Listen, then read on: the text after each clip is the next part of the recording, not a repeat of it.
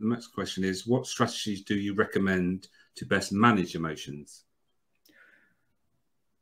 I think it's very, very different for different people, and quite often with clients, it's a case of working out what's going on and then talking through a number of different strategies for them to take away and use and see what works for them. Quite often, even in that first conversation, you can quite often eliminate certain things but again, by how they respond, of like, I don't think that's going to work for me.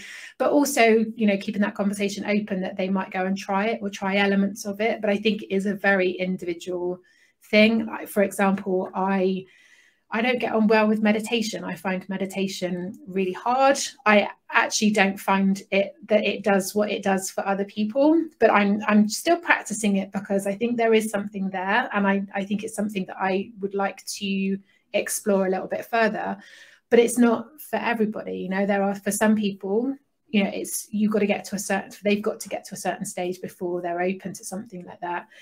I think the kind of key ones is about changing the emotional state. So I think if I was to talk about one conversation or how that conversation goes, it's understanding what is their emotional response, understanding what that is, what does that mean to them, what is that telling them is important, and then what emotional state do they need to have to help them in the situation that they're in.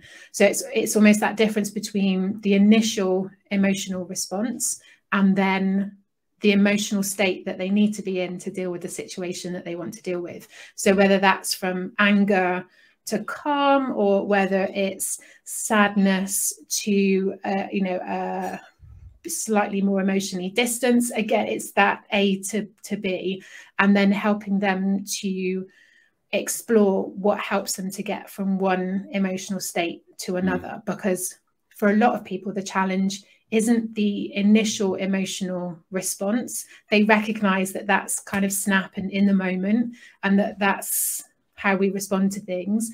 For most people, the challenge is, how do they not hold on to that? How do they let elements of that go, or let all of that go?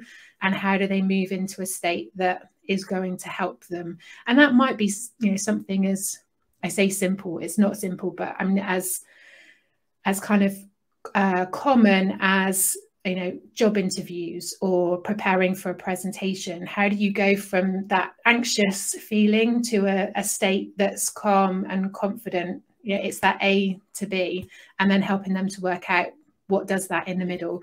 And that might be music, it might be going for a walk, it might be phoning a friend, talking things through, it might just be taking yourself off into a quiet room and that sort of meditation or some quiet thinking time. It might just be some breathing exercises.